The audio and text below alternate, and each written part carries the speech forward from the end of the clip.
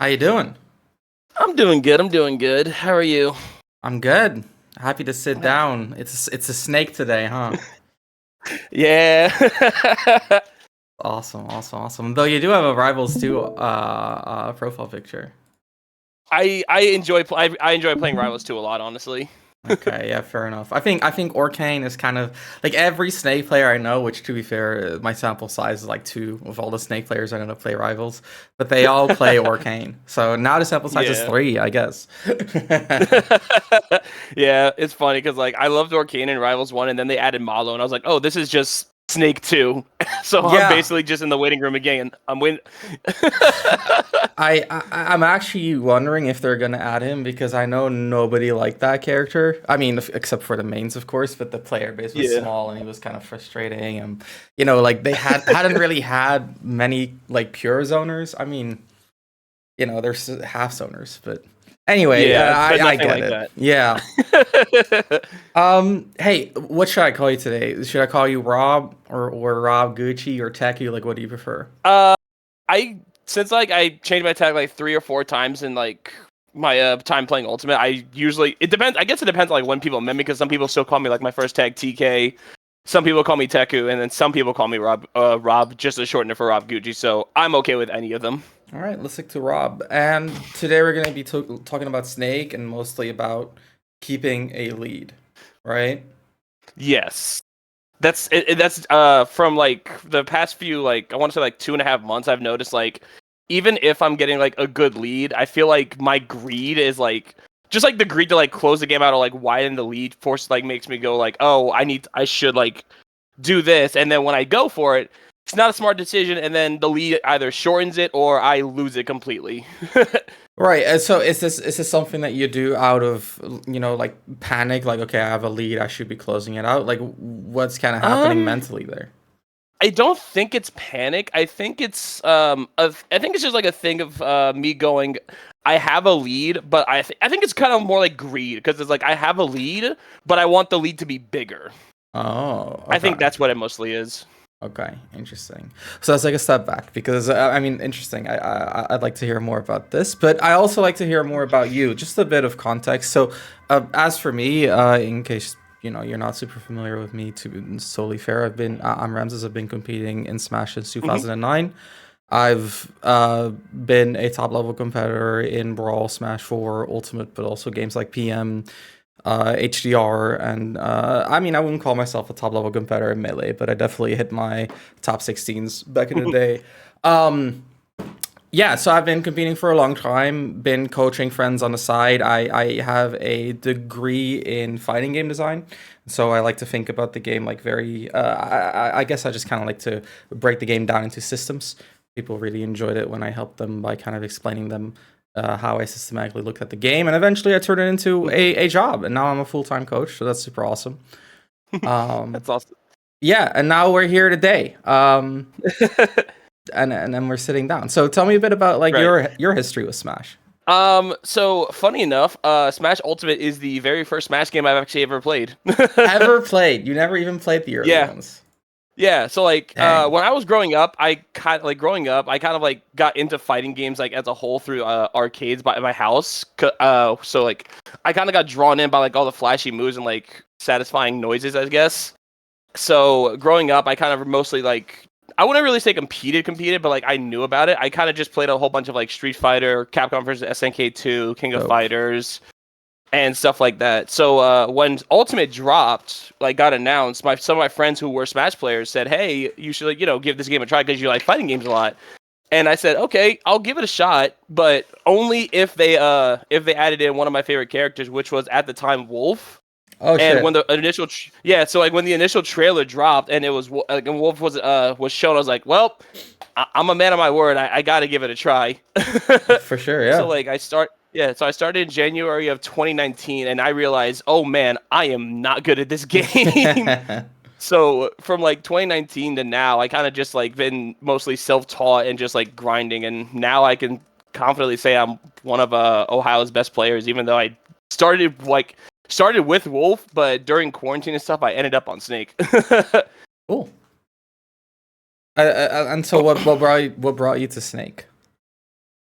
So what brought me to Snake was I was just playing with one of my roommates, and we were just like messing around with randoms and stuff, just like choosing characters on the screen, and I just kept choosing Snake. I chose Snake like 2 or 3 times in that session. After he's like, honestly, dude, I think you should put a lot of time into Snake. I think this is your sole character. That's crazy. Turns out he was right. Yeah. Oh my god, that's insane. That kind of happened with me as well when I picked up Shulk. I was playing PT at the time, and I was just not having a great time. Mm-hmm. And we were playing randoms, and my Shulk just kind of popped the fuck off. And the guy was like, "Okay, well, I mean, Ramses, I know PT's not working out, but like your Shulk is kind of cooking though." And I was like, "Okay, Yeah, so I get it. I get it. I'll give it a shot. Worst case, it's like, oh, it just didn't work out. Exactly. Yeah. And so it has worked out. You're doing a good job in Ohio. And I assume you have a VOD of you playing as like one of the better players in your region. Yes. In which we can see this issue specifically, or so it wasn't. I'm not gonna lie. I kind of was having a bit of trouble figuring out like which VOD I should use. But this weekend was at we had a big event, Midgard Mayhem, and I had a set against Icy Mist, and I went back and watched it. I was like, actually, I think this is a good one to use. Yo, that's dope. Okay, yeah, link it. Here it is. I got you. Do you play Icy Mist a lot? This was the second time I fought her. First time was about 2-ish years ago, and I lost that set 2-1. I see. Okay, so no recent experience. Do you have a good amount of Sam's experience, or? Yes. One of the people who I played a lot in Ohio before he moved out of our sub region was XYK, and he was a Samus player. And we played a lot of sets together. We constantly talked about the matchup. Okay, super dope. Let's see. You win game 1, so I'm gonna be an asshole. I'm gonna skip game 1. I want to see. All right, that's fine. I think it went to game 5. Okay. And I believe if I did win the set, but games 2 and 4 are the ones that I lost, and those were the ones that I was like noticing, oh, I am not doing what I feel like I should be doing. Okay. Awesome. So for your information, for VOD review, I like to just watch the game in its entirety, just get an idea of some of the patterns that are going on in the match. Afterwards, I'm going to just ask you a few questions about some things that I've noticed. We're going to talk a little bit, and I'm going to explain to you some of the things that I think you should be doing better, why I think you should be doing these things, and then I'm going to give you some concrete examples in the VOD. Okay? Okay, I was say yeah, because Jay Moto also recommended you, so I was like, okay, I have a decent idea of what I'm gonna be expecting when I walk into this. Okay, awesome. Yeah, I mean, Jay Moto got he got the total experience, like all of the theory in the world, all of the advice that worked. Yeah. He hyped you up, so I was like, oh, this is something that can definitely help me out. So I was very excited for this. That's so awesome, dude. Well, I'm happy to have you here. Let's see if we can make it a good session. Let's enjoy game 2. Awesome. Okay. Oh, it is choppy. Oh, is it choppy? Hang on. Maybe I need to just close some programs on my end. It could also just be the YouTube video itself, because I clipped it from the stream itself, because I don't want to risk any Twitch ads happening. I hear you. Let's try.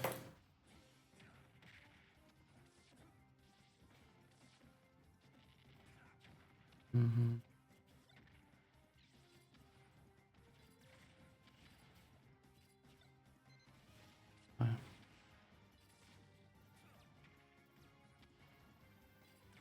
Oh shit. Okay. That's kind of annoying. Like, you get the jump in here, and then the char shot only hits your feet. You know. Yeah. One of those things. Oh. Mm-hmm. Okay.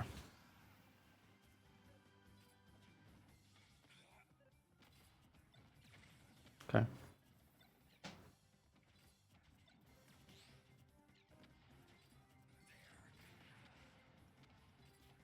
Oh.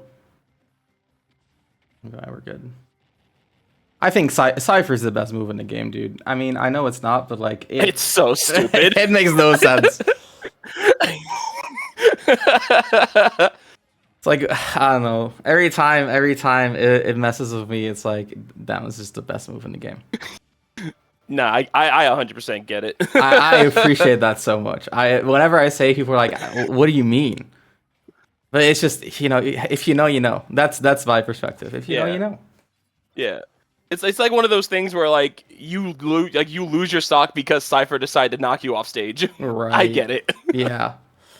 Or even just like I lose my ledge trap and like I don't think Snake is super good at getting off ledge. I mean not against Hmm. Shulk. And then well, that's all my advantage. And I have to get through the goddamn grenade Exactly. nest again. It just it's a good character. Hmm. Yeah, he is. Again, okay.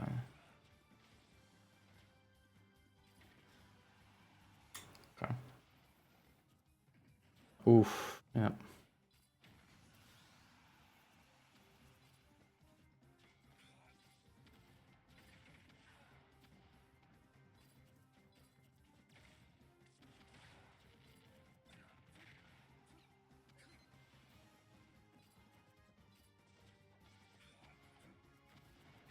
Hmm.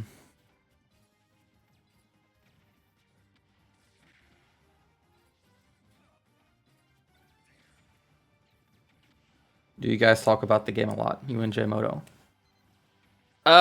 Yeah, I would say we talk a decent amount about it. Okay. You guys have very different playstyles.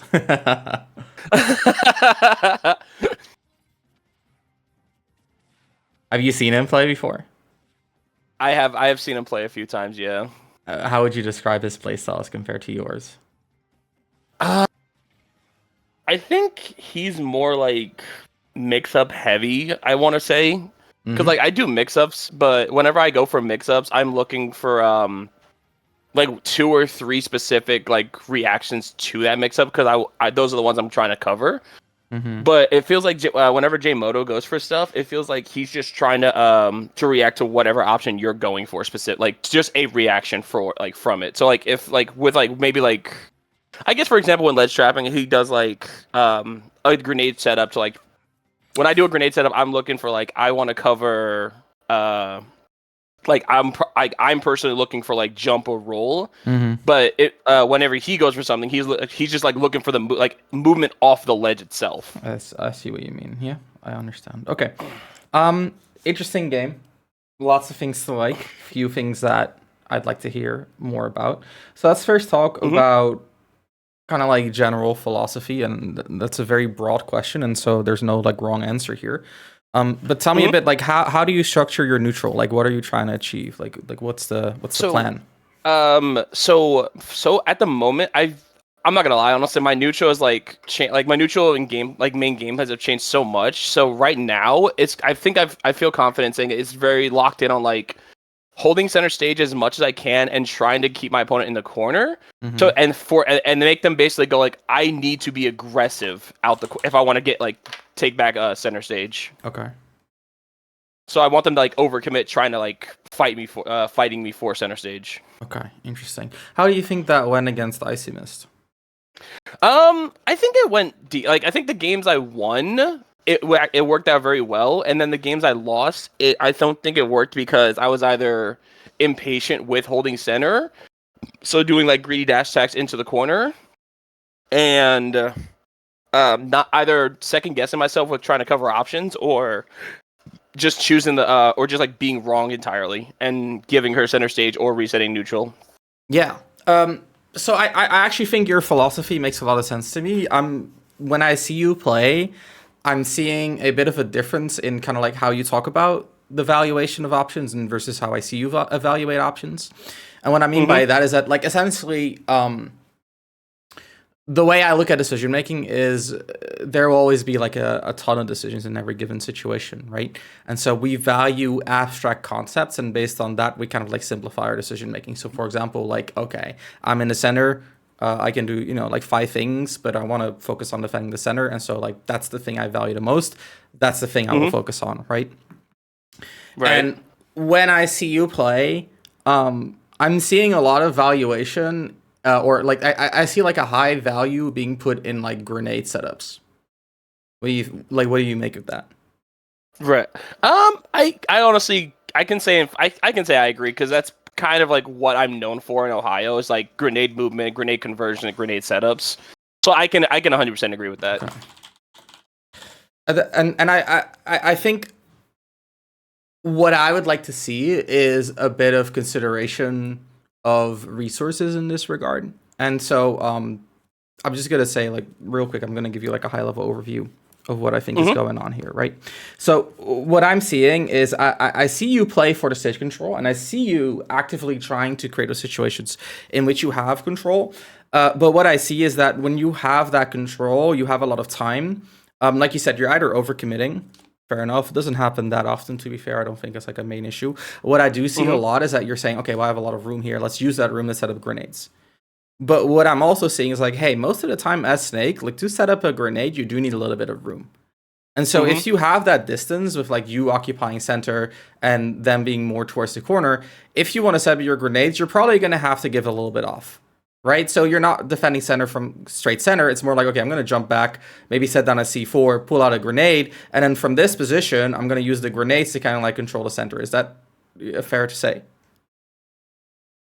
That's actually a pretty smart way of putting it, yeah. Okay. And so the issue is like, okay, well, you make this little retreat from the center to like safely set up your grenades, and your opponent's going to make a little bit of an advance. And then if they don't directly attack the center, they're kind of just avoiding your whole setup. And now you don't have center stage control anymore. And now you're standing here and your opponent's standing there, and you both kind of have like the same claim to the center. But we're Snake. Like, we don't have a lot of ways to move forward if not covered by grenades. And we already kind of set up the grenades to defend the center. They didn't want to control the center. And so how are we going to move forward now? Well, we can't. And so, but what we can do is, we have this C4 here. Beautiful. If we do another little dash back, we can set up another grenade trap. And then, you see what I mean? And so, like, you're constantly making these, like, small retreats to set up grenades on where you used to be, which is, like, a really, really solid strategy versus someone who's, like, more eager to move forward. But what I'm seeing here, just like final thing I want to say, I totally want to hear what you have to say. But what I'm seeing here is Isomist is essentially slowly inching forward and saying, okay, well, instead of attacking where you used to be, I'm going to set up pressure on where you used to be. And if you defend that space with grenades, because I'm not directly attacking, I'm safe. And if you do end up trying to control it, I'll be pressuring you. And like, you can try to contest that. But generally, again, like at that point, we're not really interacting under the coverage of grenades, but we're more directly interacting, and your mileage may vary depending on the matchup. So that's what I'm seeing, and now I'd really like to hear what you have to say. Okay, I guess it was more of a question. So like with this thing, with like basically going like, if I'm, if I give up like the space to set up the grenades, I can use that. Basically, just use grenades to be like as a replacement for where Snake is. So like, if I'm slightly okay. So like if I'm slightly behind, like slightly to the left of center stage, I should, and I still want to try and control center stage, I should put the grenades to control center stage, and then react to what my opponent does from there, right? So that's a really good point, and you're actually like 5 steps ahead. That's where I was going to circle back to eventually, but we can talk about it now. No, this is good. It just means that I can skip all the basic assumptions, right? So here's what I think. Okay. You need to start making reads on where the grenade should be rather than covering. That's kind of the conclusion. And the reason for that is, again, like right now, you are focused a lot on kind of like covering with grenades and calling out with Snake, which is kind of like natural, right? Like the grenades cannot make a read. They're just like little balls that, they're exploding little balls, but they're not sentient, right? Like they're just little grenades. They cannot make the read. And so like naturally, intuitively, if you want to call out a position, you run up and dash tag them type shit, right? But realistically, like how does Snake, like this is the core question that you have to ask. If we're like, given your playstyle, this is the kind of like the problem that you have to solve. How does Snake move forward? That's the core question, because you're doing fine moving backwards. Whenever you it's surprising how little Isomist calls out your retreating movement, because Isomist is generally really good at overshooting. And in general, if you want to beat Snake, you got to overshoot. And so in that regard, like I'm seeing all the work you put in. I'm seeing how much you thought about kind of like compensating for Snake's weaknesses. Like your backwards movement is totally fine, but you're focusing so much on covering your backwards movement that your threat of forward movement is it's entirely separate from your grenade game. Does that make sense? In a way, I think. I kind of want to like ask a question about it because Yeah. like I was gonna say it's like I don't know if it like summarizes everything that you're gonna be saying, but like it feels like my thought process has kind of turned into like so because I've gotten it feels like it feels like it's being said like I've gotten so good at like my backwards movement to compensate Snake's weaknesses for like holding center stage that I've kind of like I kind of like fell away. I guess not fell away of like not, I haven't like focused on improving how to like aggressively hold center stage with Snake. Yeah. And I think Okay. the key there is not really in like, oh, how are you aggressing with your character? Because like, I Mhm. honestly think like your dash down tilts are good, your dash shields are good, your dash checks are good. It's not about what you're doing with Snake. It's just that I'm like, it's very rare that I see you use a grenade setup that allows you to move forward. Uh, okay. And so I actually want to ask you this question because and I want you, like if I'm wrong I want you to tell me, okay? Like Hmm. I'm not here to because like I've seen what we've been in this call for 20 minutes. I've seen you play one game. And so my sample size is small. I need your brain. So Yeah, that's when I say I don't think you really focus on grenade setups that allow you to move forward, is that true? grenade setups to move forward. I think overall, yes, because most of my like honestly like in our region, I'm not gonna lie, I love my region to death, but we are a very like I love us to death, but like outside of like maybe like one or two players, we are mostly a campy region. I think that's kind of helped Hmm. shape how I play the game because it definitely made me play more like reactionary and it's more setup heavy rather than like I want to be the one like I want to be proactive. I want to force a reaction out of you type of thing. Yep. It's more like I want to be the one reacting. Okay. So I'm gonna ask you a really hard question, and if you cannot be super specific about it, that's totally fine. Hmm. But tell me a bit about kind of like the grenade patterns that you like to use, and you can get real nerdy. I know like I know more about grenade patterns than most grenade players. Like I've studied this character to death to the point where I Right. think Shulk Snake is like a very like a very non-offensive matchup, which like everyone will disagree with me on. But like I'm just Yeah. saying, like I know a lot about. So like tell me about like how do you like to set up your grenade patterns? What information are you gaining, and how are you adjusting your patterns to kind of work off of that?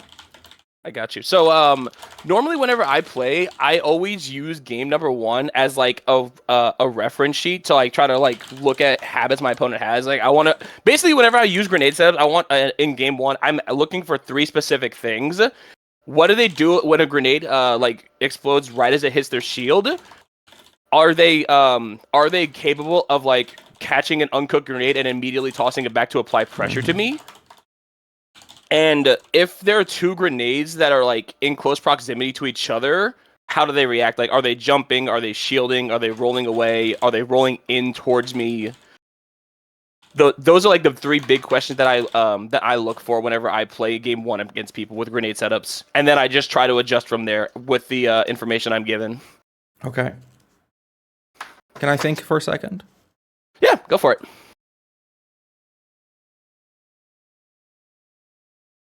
Okay. There's one thing that kind of led me to this theory that I've noticed in your play, and that I'm also kind of noticing in how you talk about grenades. Hmm. Which is like, okay, so I have a theory, which is that there's like, you can think about grenades like cooked and uncooked and semi-cooked and blah blah. Like I don't actually give a fuck. Like the most important grenade, in my opinion, is a Hmm. grenade that you toss at someone, and if it hits them or their shield, it bounces off, and then it will explode before they can like Z catch it and throw it back. Right. So Right. it's kind of like a T jolt, honestly. Right. It comes at them. If they shield it, now they're kind of stuck because they have to deal with the explosion. Fair. Right. Um, to me, that's the most powerful grenade. What do you think? I do think it is a really strong one. I just don't think I've experimented with it enough yet. I don't think. Right. Because, like, if you think about it, what does this grenade do? Well, it's for approaching. It actually does jack shit on defense. Because, like, if someone is aggressive, they just run past it, right? Because it has the bounce off, they're gonna run. Hmm. You kind of like aimed it because here's the thing, right? Like, and you know this, but still, I mean, we have to be on the same page. So, like, if your Yeah. opponent's here and Hmm. you want to cook your grenade from like this distance, then you're gonna time it so that it flies all the way here, bounces off, and then explodes like, like right around here. And so if they Right. dash forward, it's going to hit them here, it's going to bounce off, and they're going to be in your face before it explodes, right? And so like this is very much a grenade aimed at like just like shitting on someone who's being too passive, essentially. Because if they're aggressive, then they're just gonna run past it. And so, like, a cook grenade is way better at dealing with someone who's aggressive, and an uncooked grenade is way better at dealing with someone who's aggressive because you can kind of like drop it and then use like defensive tools to kind of like use it as sort of like a trap, right? Like if they aggress on your shield, it explodes. Like you can try to spot dodge the explosion and kind of like reversal from a bad situation. You can roll and like all that shit. And so like uncooked grenades, very solid against someone rushing you down. Fully cooked grenades, really solid against rushing you down. But the semi-cooked grenades, that's where you're setting up like traps that allow you to aggress. Do you see what I mean? A bit, yeah. I'm starting to like, I'm starting to like see it, honestly. Yeah, and so tell me a bit about your thoughts. Like about what you've said so far. Yeah, so like about like tell me a bit about just how do you think about cooking your grenades? Like how do you make your choices? Honestly, I kind of started. Well, I mean, like not 100%, but like it recently. Like when Herd made the whole flowchart video, Right. I kind of just started. I kind of like based a vast majority of my setups on that one, like, on that setup. So it'd be like I can start with this, and now off of this one setup, I have created like. Or I guess like created / stole other ideas from other Snake players because to build off of for my gameplay to go like, you can cast uncooked grenades. Okay, I'm gonna throw the uncooked one now. Uncooked one first to make you think is the. I'm gonna throw the uncooked one and then throw the cooked one. So as soon as you try to catch the uncooked one, the cooked one explodes and now you take double the damage. Mm-hmm. If they are okay with it, I'm like, I will go. Okay, so I guess I should. I guess in this situation, I should throw the cooked one first and then hold on to the uncooked one to see what they do afterwards. Yeah.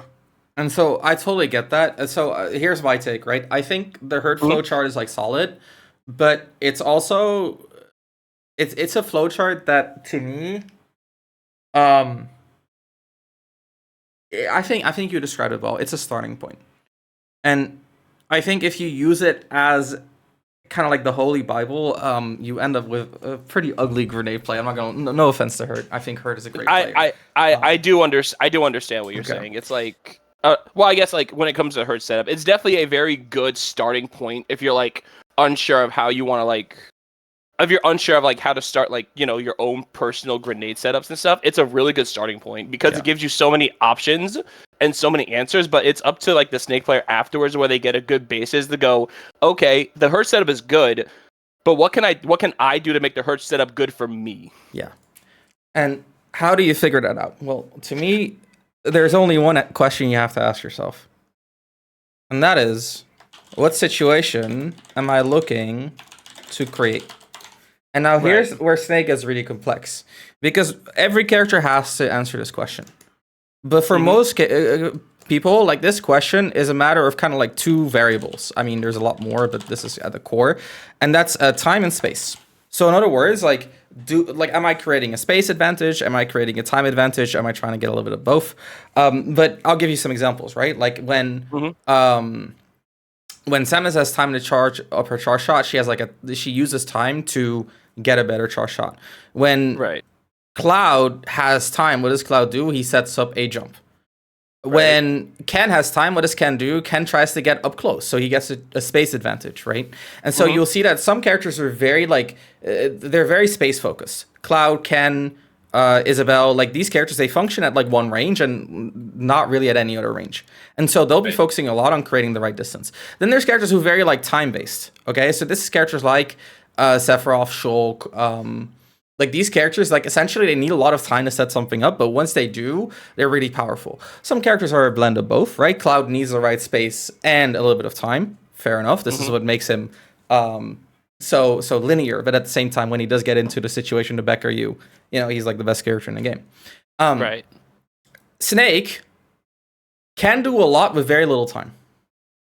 Right? Crouch is an awesome option. Grenade is frame 1.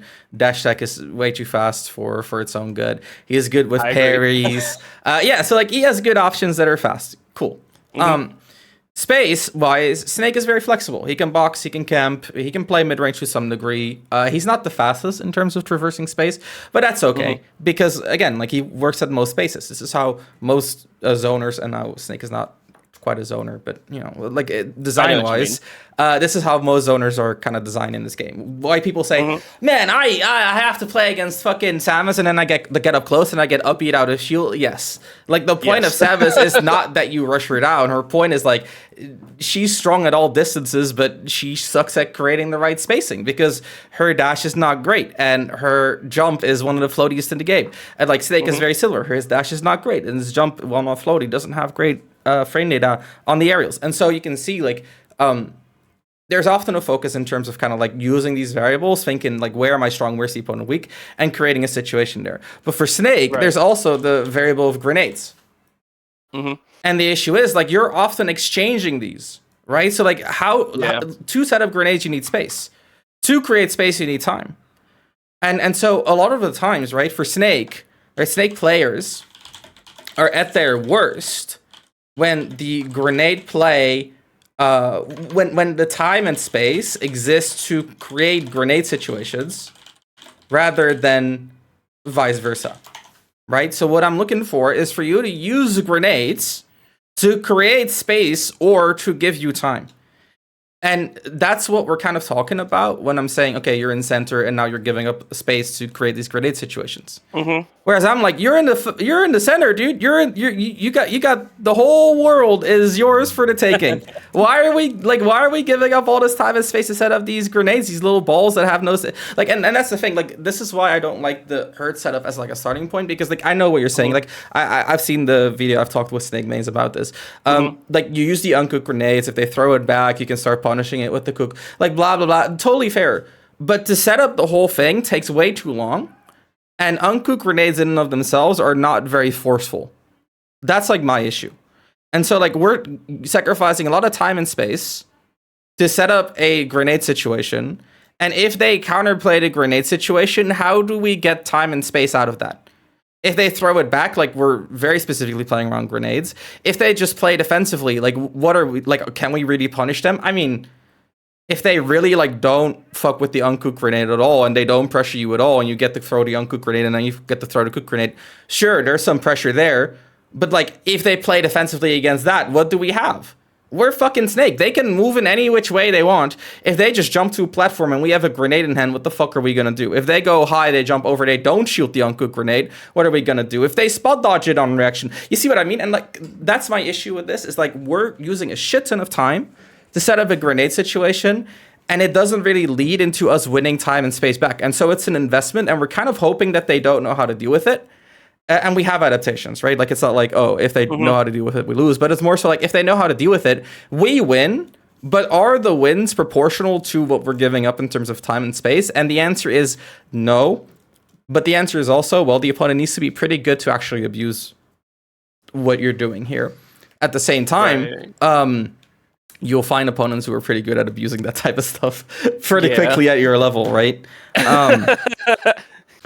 So here's what I propose, right? Like, what I want you to do is, like, what you have to do is you have to think about grenade situations as kind of like two categories, okay? So one is, we're in a situation where grenades are helpful. So, like, I think they're rushing me down. I want to defend this space. I'm creating my little nest in the corner. You know, that type of shit. Like, okay, grenades are directly, like, helping this position. Cool.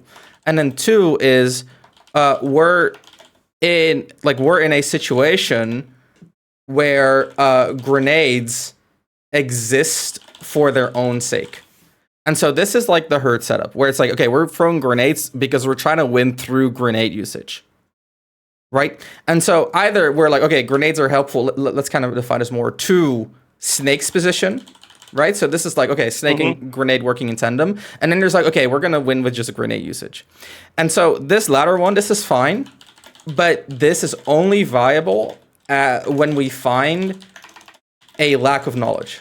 Okay, this is when your opponent doesn't know how grenades work, and this doesn't have to be like, oh, they don't know how to deal with cook grenades. I mean, like, more like, okay, well, I have this setup, and every time I use it, they fall for it. Okay, cool. We're just gonna spam the fucking setup, or like, Gotcha. I'm gonna pull a grenade and roll away, and every single time they aggress on my previous position and explode the grenade, easy fucking game.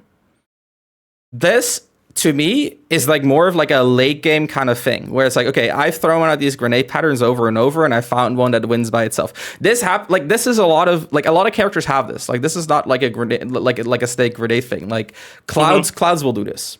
Yeah, so it's like, I guess, like, for example, it's like one Spargo notices like, oh, you suck at like dealing with back air at ledge. I found my win condition for like to seal out stocks. Exactly. Something like that. Exactly that, 100% that. But he, like, if they know how to deal with back-air ledge, it actually, like, low-key kind of sucks, right? Right. And so, like, he's not gonna start off ledge trapping with back air, because, like, if you do that, like, they can do like a million things.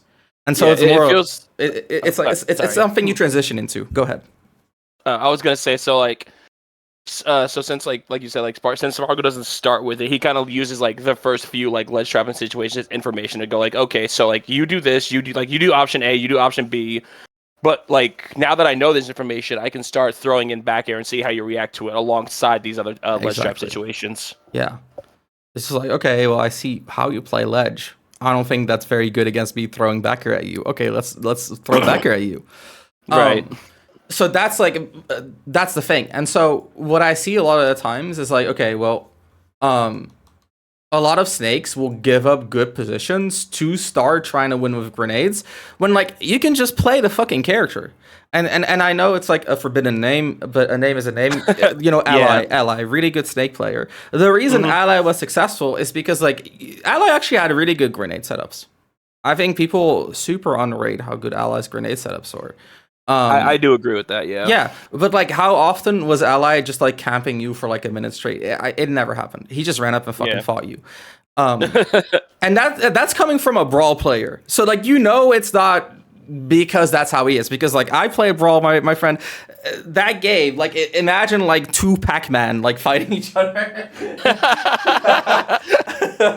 And I was like every matchup. So like it's not like it's just a playstyle thing. Like, there's a truth there. And so what Ally kind of recognizes, like, hey, a lot of the times I'm already strong. And so like sometimes you're strong and like, okay, I can just abuse it with snake. Sometimes you're strong, you can say, I'm strong, so I'm gonna use grenades to capitalize on it. But if you start compromising your position to set up these to essentially create grenade setups that are not forceful, right? And so like that's a very important thing, right? Like, again, if we're creating grenade setups to create a good position. So we're saying, I'm going to give up this position to set up grenades, which will then give me a better position. Like, I'm on board. But a lot of the time when you're doing like that small retreat and kind of covering yourself with grenades, what are you doing? You're saying, I'm going to give up this position to create a situation where grenades are strong. And then like, if the non-forceful grenades don't do shit, then like, okay, you just gave it the position for nothing. Right. Okay. And so that's like the main thing I'm noticing, because I think you're doing a lot of things very well, actually. Like, I like a lot of movement stuff. There's so small things we can discuss later. But what I'd like to do is I'd like to like dive into this concept a bit more, because I think, again, like, this is something that kind of permeates most of your choices. I'd like to watch Game 4. I haven't seen Game 4 yet. And I'd like to just go into it blind. And I'm going to show you that I'm like 99% sure that's going to happen here as well. Okay? Gotcha. Any questions, by the way, or is this all clear? It seems pretty clear to me so far. Honestly, I am picking up what you're putting down. Honestly, okay.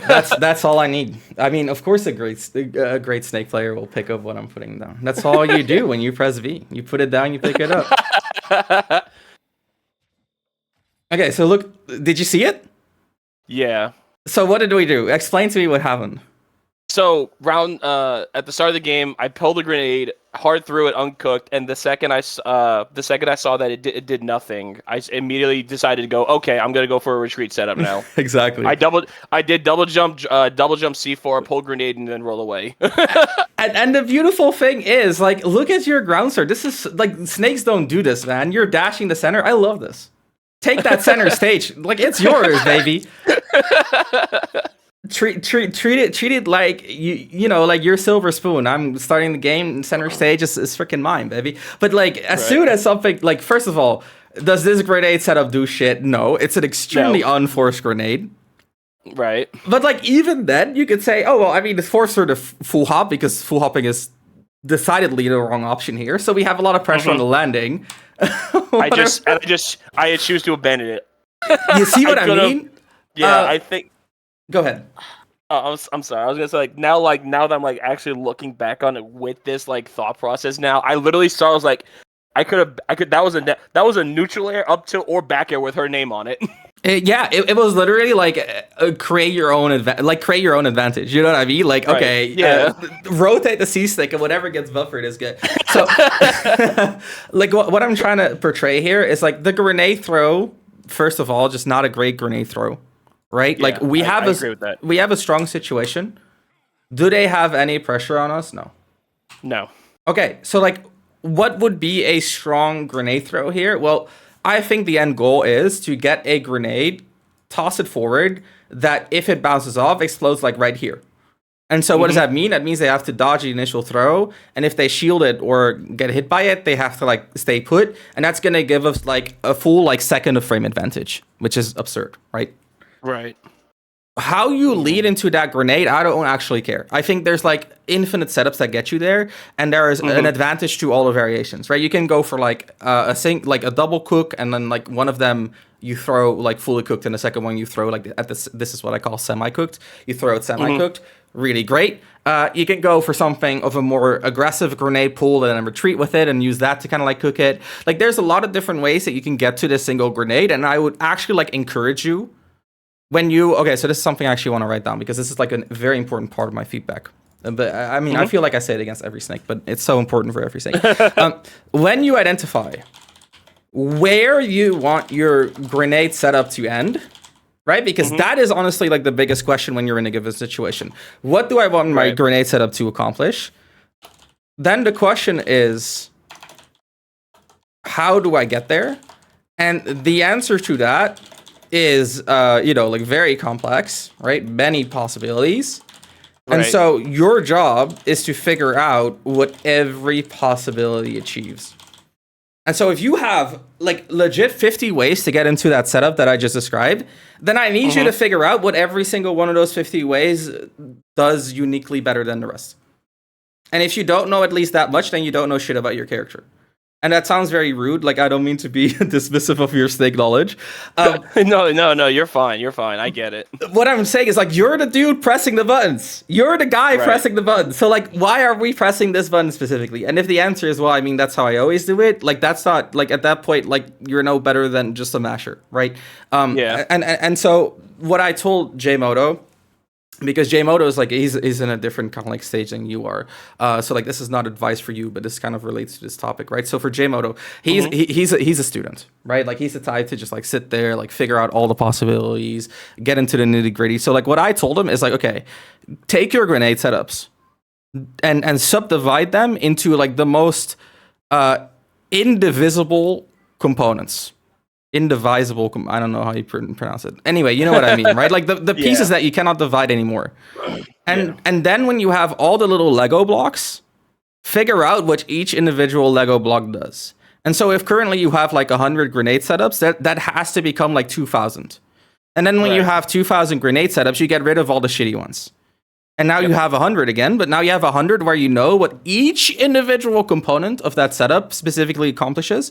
And now you can play Snake to like his, I don't want to say full potential, that's very pretentious to say, but you can start getting near to his full potential. For you, it's a little, like I think it's a little bit simpler for you because I think like in terms of like the way that you're playing, it's a different angle. I don't think it's better or worse. It's just a different angle. And so for your angle, I would rather you just say, okay, well, when I'm in a given situation, which I think like in general, you're doing a good job knowing where you have to be. You just jump ship immediately. Can't be region. I get it.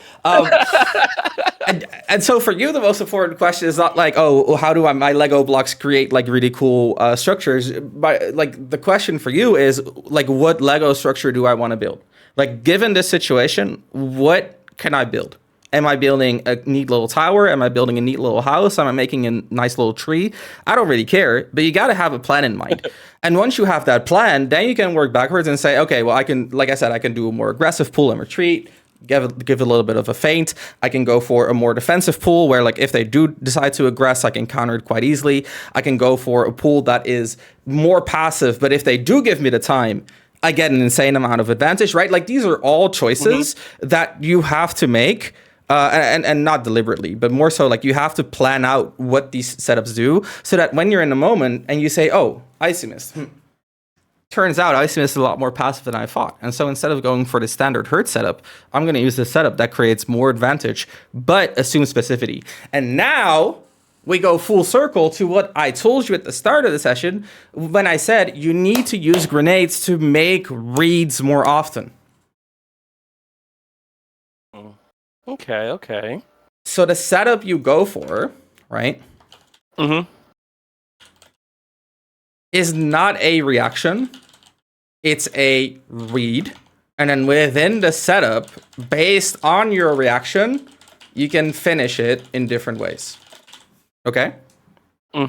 So let's say we're at like endpoint, like we're in situation A, we're all the way over here, and we say like there's this endpoint where like we get like giga advantage, right? So this is like, let's call this the advantage endpoint. Right. And so we kind of figured out, right? Like if we want to get there, right, we work backwards, and there's like 3 main like setups that get us there. And so we'll go for like this setup because this is like really good versus like passive players. Right. So we commit to the setup on a read. Fuck coverage. We commit to this on a read. When we get to this setup versus that's good versus passive opponents, we have a moment to react because that's how long snake setups take. Yes. From here, we can say, okay, well, at this point, we actually can go to like multiple different endpoints. Do I have to adjust? And that's just like a very like yes, no question, right? Like, is my original idea still good? If no, you do whatever is the best like backup. If yes, you go for this. And that's how I see grenade setups, is you find an endpoint, you look at all the ways to get there, and then at that halfway point, I think every setup has like one halfway point. I think that's fair to say. Yeah, I can agree with that. Cool. At that halfway point, you take one moment to confirm, is this still what I'm doing? And if it's not what you do, you go for like a generic backup, usually more defensive. And that's all it really has to be. And so we go for a setup on a read. We have one moment to react and confirm if that's true, yes or no. Very simple question. Don't make it complex. Don't react too specifically. If you react specifically on every grenade setup, your mind is gonna like explode after like 5 tournament sets. Not possible. It's very yes, no. If yes, keep going. If no, backup defensive plan and try again.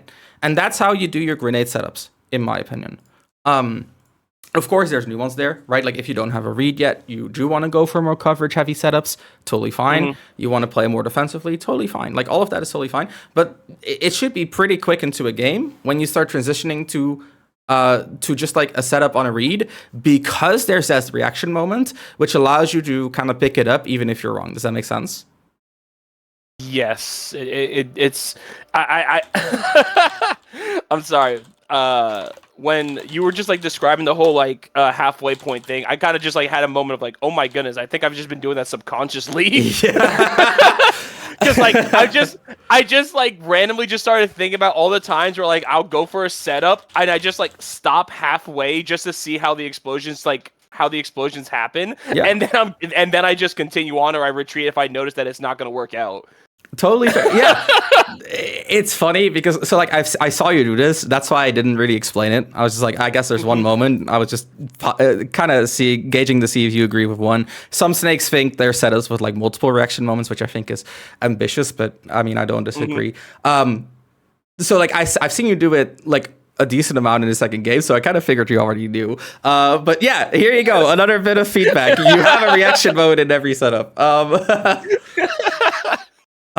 But yeah, this is where I think like you will actually like add so many layers to your play, because again, like you're good at getting in the right position, you're good at the defensive play, which is what you usually start off with. I just think like you are scared to like make a read using your grenades because you're so used to making your reads using snake, because you haven't really focused on using your grenades to set up for a good situation for snake.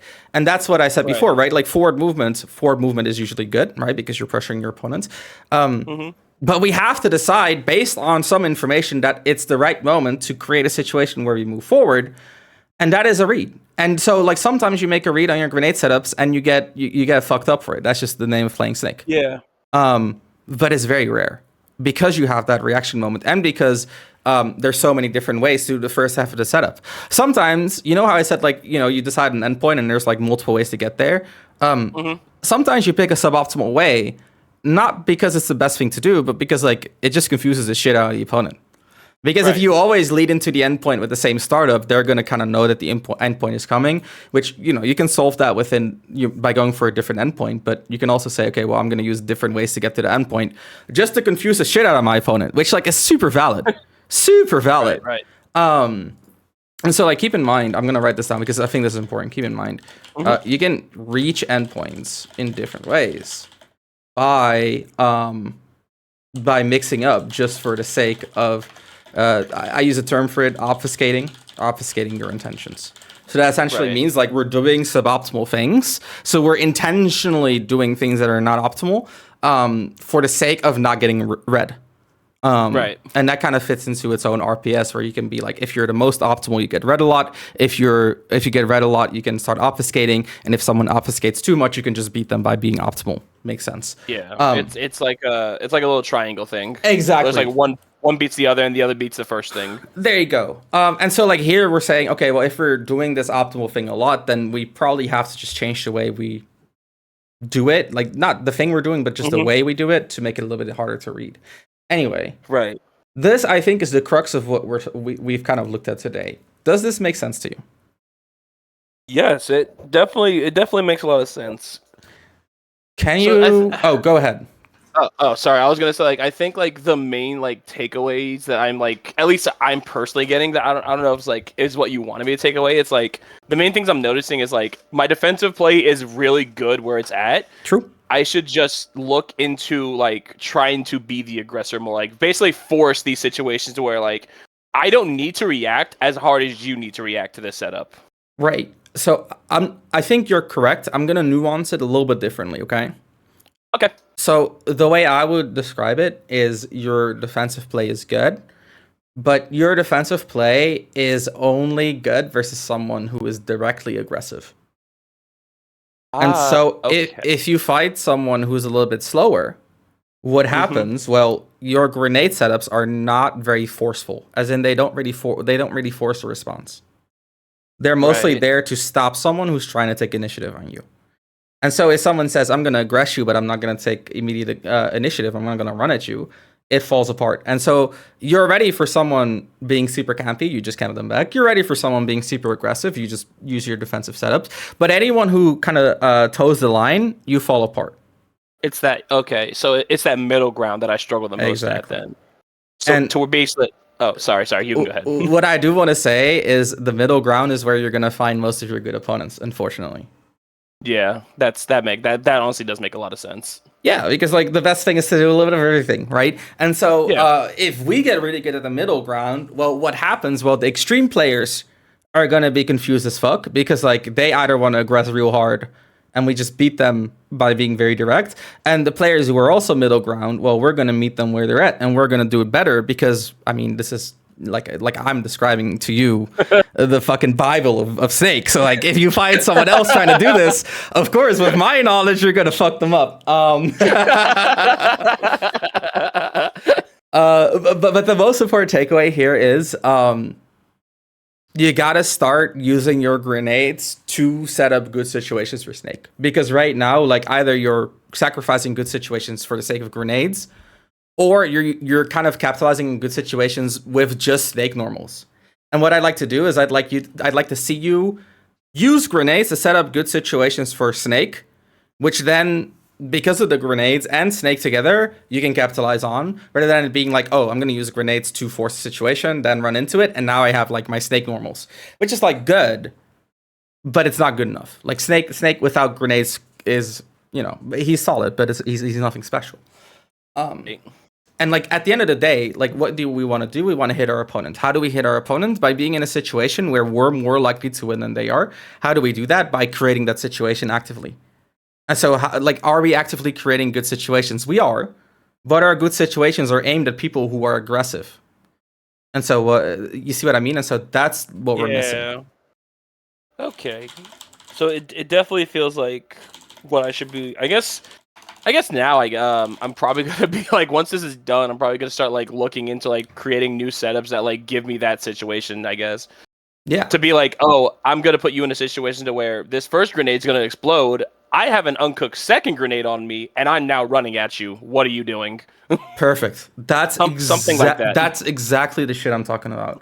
So like I talked about the grenade that bounces off and then explodes and it forces them into passivity. That's just one of the Mhm. good situations, right? Like it's the most accessible, which is why I like to talk about it.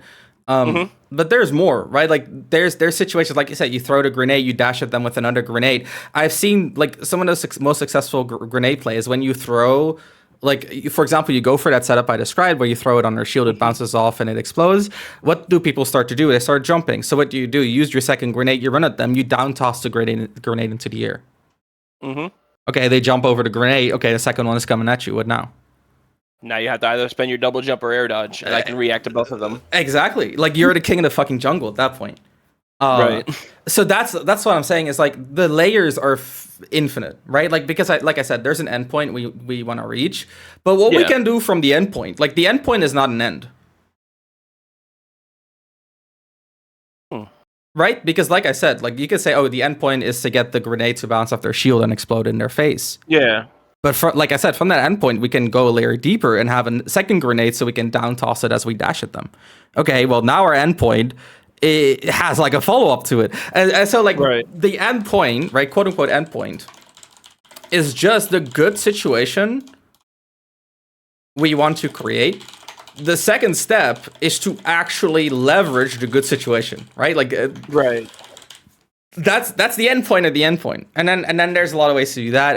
Like the world keeps turning, and blah blah Yeah. blah. It's like. Hmm. What do you think? So I guess like I'm sorry. So I guess like in a way that is true. Like the endpoint that I want definitely has like an infinite amount of ways to get to it. But I guess like in that same breath, the endpoint itself can also give access to multiple other endpoints that I'm also looking for. If that Perfect. makes sense. It makes 100% sense. And like the nice thing is, Rob, like you're playing the perfect character to do this. No other character in this game can say, I'm going to create a good situation, and with that good situation, I'm going to create an even more fucked up situation. The way Snake Yeah. can. Yeah. Okay. I guess my roommate was right. This character really is meant for me because that's how I love. Because that genuinely is how I love thinking about fighting games and stuff. It's like creating situations to create worse situations later on. There you go. And so, like, if I were to kind of like put this in the context of what you're currently doing, if Mhm. your good situation is to kind of retreat and cover the space that you used to be, what is the like? How can we translate that into an even better situation? Hmm. Can you Let's even do see. that? I think if I put my mind to it, I genuinely think I can do it. It would just take a bit of time to feel like to actually like because that probably is going to create a whole bunch of other endpoints, a whole bunch of other like ideas, new setups would probably need to be made just so I can figure things out. If you can do it, let me know because I kind of doubt it. Right? That's kind of why I posed the Yeah, question. Because so here's the that's way fair. I see it. Right? Like we're retreating, Mm-hmm. Right. and so we're giving our opponent space. What does that mean? That means that we're creating this endpoint where if they aggress, like we fuck them up. Mm-hmm. But But if if they they, don't aggress, we're fucked. neutral is yeah, neutral Exactly. resets, and now if I want to create another setup, I have less time. Exactly. Okay, And I so, see. I see. in that sense, right? Like this is an endpoint that is. It's kind of like a singularity, right? Like there is no escaping from this endpoint. And so Right. that's why I think the initiative, as you put it, which I think is a good way to put it, but essentially being forceful is really good because a lot of the times, like let's say you go for the grenade, like in this situation, right? Like we'll just look at this again. We dash forward, Mm-hmm. we throw the grenade, they full hop. There's so much more we can do from this situation because we're Yeah. forcing a response, even if this is not a very forceful choice. Mm-hmm. We still need them to answer. And so now we can Yeah. go into setting up a juggle situation. But we can also say, oh, they're in the air. That means we have a lot of time on the ground. Let's set up some like a grenade trap around center because they're jumping forward. And then Mm-hmm. if they jump into my grenade trap, I can like I don't know roll in and pressure. You see what I mean? And so like these more initiative driven moves, they give you a lot of room, and the difference there is time. So you remember how I told you about 3 variables, right? This is the final Mm-hmm. thing we'll discuss for tonight. Gotcha. If we retreat, we give up space. That means we have to invest time to get it back. Whereas if we advance, we gain space. This means that even if we are wrong, we have a lot of time to pick it back up. That's the difference. Okay. I see. That's all I wanted to say. So by advancing, you're giving yourself the room to pick up a mistake. Whereas if you're retreating, yes, you're entirely safe. So, I mean, again, I don't think these are bad choices. Like, one thing I want you to understand, like what I'm describing to you, I'm not asking you to revamp your play. I'm asking you to add this to what you're currently doing, right? Right. Yeah. It's I'm sorry. No, go ahead. I was gonna say like it's definitely not like you're saying like oh like pure defensive play is like your defensive play is like is not like good. You should like start over from scratch. It's more like your defensive play is good, but it could be better if you add in some more offensive stuff. Yeah, what I'm saying is you should do defensive play if you read that it's gonna work. Whereas right now it's like, okay, I'm just gonna do defensive play all the way until it works. And you have good adaptations within your defense, right? Like you're good at kind of dealing with different types of offense. But if someone doesn't play into it at all, we kind of fall apart. And so it's more like, okay, we just need like, it's not like I'm asking you to drop the hammer. I'm asking you to also have a saw. You know what I mean? Yeah. Okay. Basically just add more to the repertoire. Perfect. Exactly. Okay, Rob. All right. I'm sure your brain is full. Lots of new ideas. My mind is currently racing with new ideas already. Yes. Perfect. That means I've done a good job, and you too. You've done a great job being engaged and listening and asking really good questions. I really enjoyed our talk today. It was very informative. I thank you so much for this. I want to thank you.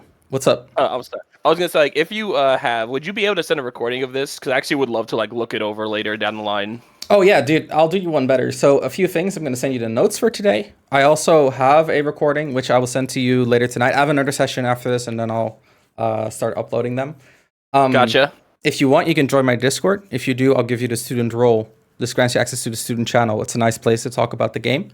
Would really recommend using it as a resource if you'd like to talk with theory-minded people, which most of my people in my Discord are.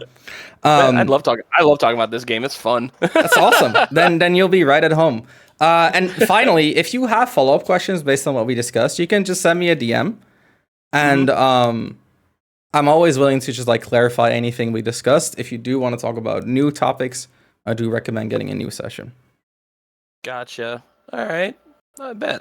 Honestly, this was really informative, and so like, I'm probably gonna work on this stuff for like I don't know, probably like a month or two, and then probably post Riptide, I'll honestly consider getting another one. This was really good. 100%. I appreciate your kind words so much, man. Thank you for the support today. Of course, thank you. You're very welcome. Let me know how Riptide goes, okay? Bet, I got you. All right, dope. All right, I'll talk to you later, Rob, and all right. I hope you have a great day, man. Of course, you have a great one. Thank you so much. Thank you. You're welcome, man. See you later. See ya.